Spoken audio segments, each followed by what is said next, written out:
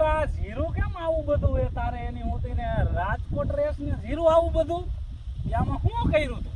મેં આમાં નાખ્યું છે સુમિલ કંપનીનું જિંદા. સુમિલ કંપનીનું જિંદા. હા. અને બીજું નાખ્યું છે સુમિલ કંપનીનું વેન્ટેજ. હા. આ તો ગદનું ઝીણકું ગમતું છે.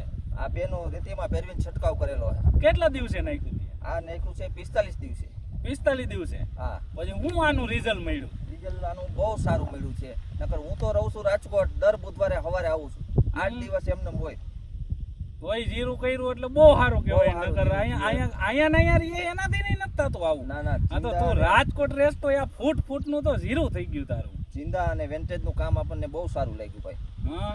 તો આની માહિતી કેની પાસેથી લ્યો? આની માહિતી લેવાની નગર પીપળિયા બંસી એગ્રો ટ્રેડર્સ શૈલેષભાઈ તારપરાગર. રેડી. એના કહેવા પ્રમાણે જ બધાય ડોઝ અને બધાય સુપર નાખેલા છે.